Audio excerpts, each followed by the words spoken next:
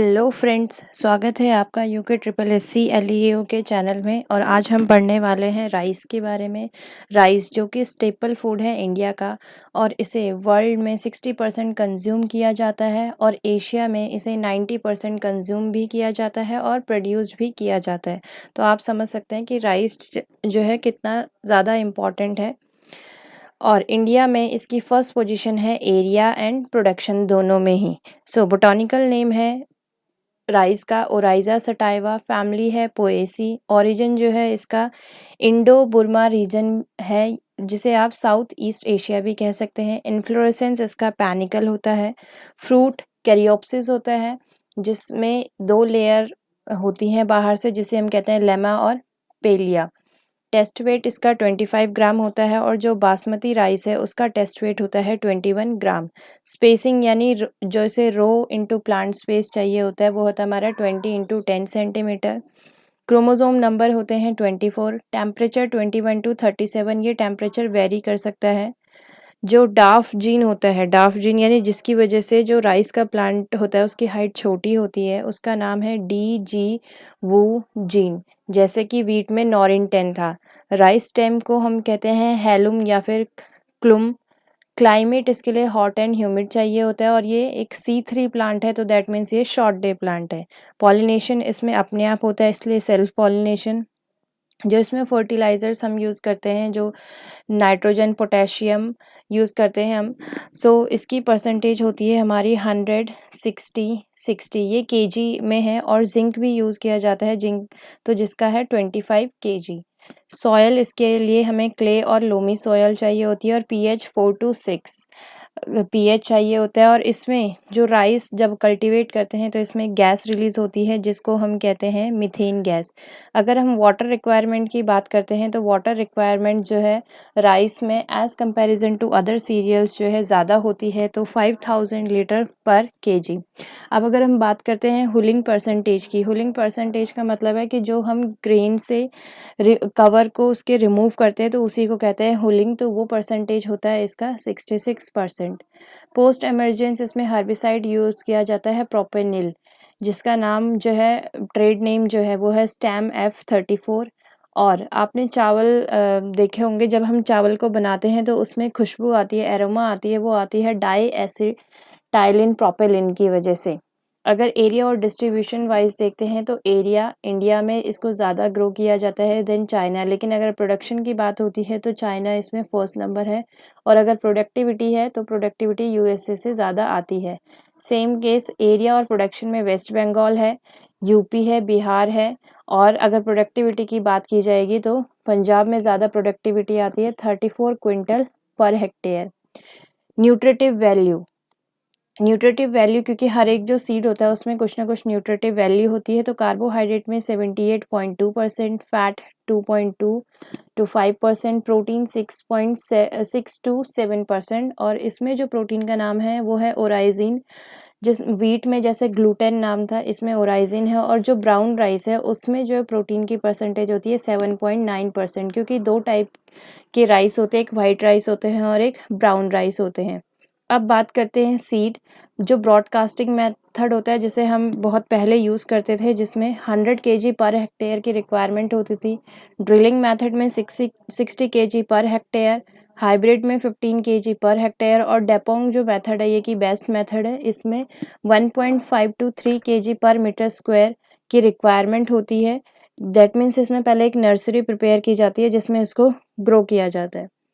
अब क्योंकि ये जो राइस होता है ये नाइट्रोजन फिक्सेशन भी करता है, तो इसमें जो नाइट्रोजन फिक्सेशन होता है वो अमोनिया यानी NH4 की फॉर्म में होता है, और इसे कौन करता है, एज़ोटोबैक्टर करता है। या फिर एक फन होता है एजोला, और उसके साथ ब्लू ग्रीन एल्गी का एसोसिएशन होता है जिसका नाम है एनेबेना एजोले।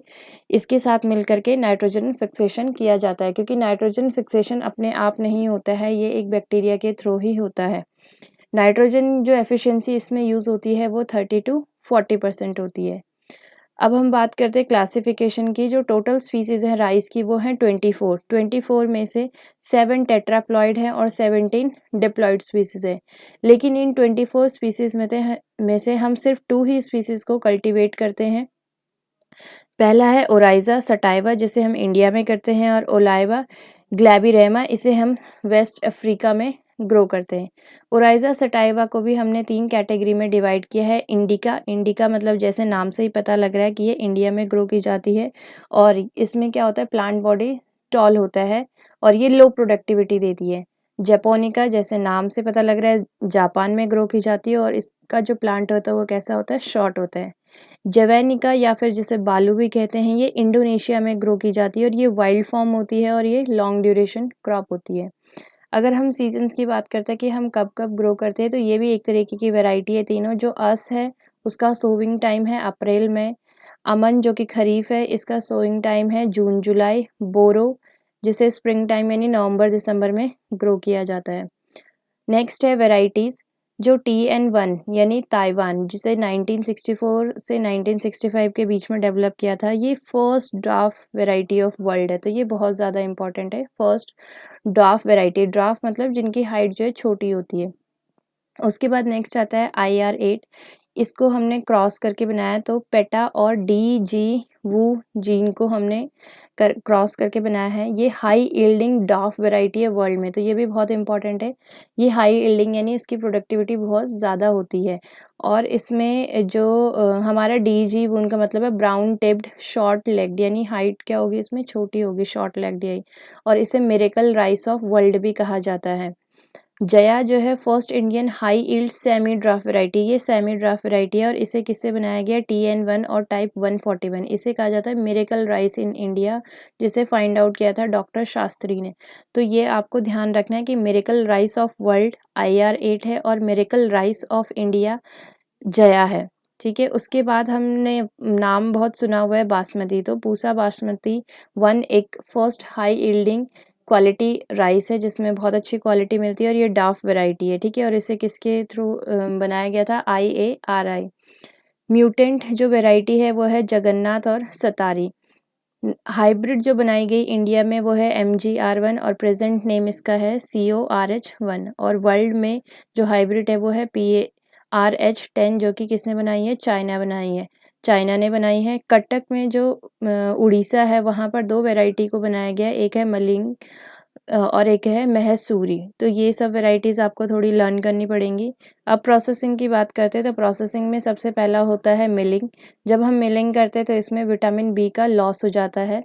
तो जो बिल्कुल ही राइस के ऊपर डिपेंड होते हैं तो उनमें विटामिन B की डेफिशिएंसी हो जाती है बेरी बेरी। तो इसलिए टोटली राइस के ऊपर डिपेंड नहीं रहना है, क्योंकि इसमें विटामिन B का लॉस होता है। नेक्स्ट होता है पॉलिशिंग और फिर होता है पैरा बॉइलिंग। तो पैरा बॉइलिंग में क्या होता है कि यहाँ पर हम विटामिन B12 को सेव करते हैं इस प्रोसेस में। अब एक इंटरनेशनल राइस रिसर्च इंस्टीट्यूट है जो कि फिलीपींस में है। क्रिटिकल जो स्टेजेस होती हैं जहाँ पर मतलब राइस की जो कल्टीवेशन है वहाँ पर ख़राब होने का जो एक तरीके से जो डर रहता है, खतरा रहता है, वो होता है एक टेलरिंग स्टेज और एक होता है बूटिंग स्टेज।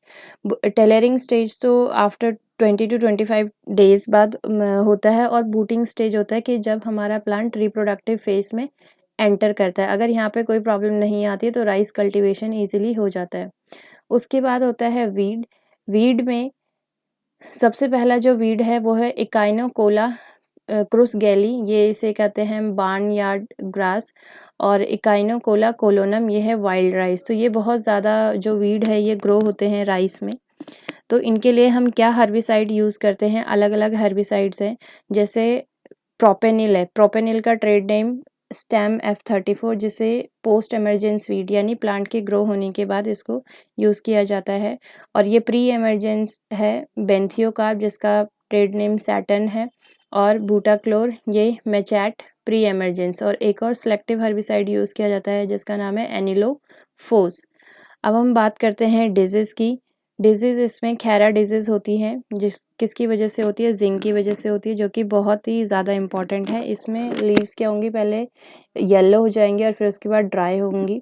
वाइट आई आयरन और एक्योची डिजीज़ होता है हाइड्रोजन सल्फाइड की वजह से। तो ये सब आपको अच्छे से पढ़ना है। और वीडियो देखने के लिए थैंक यू।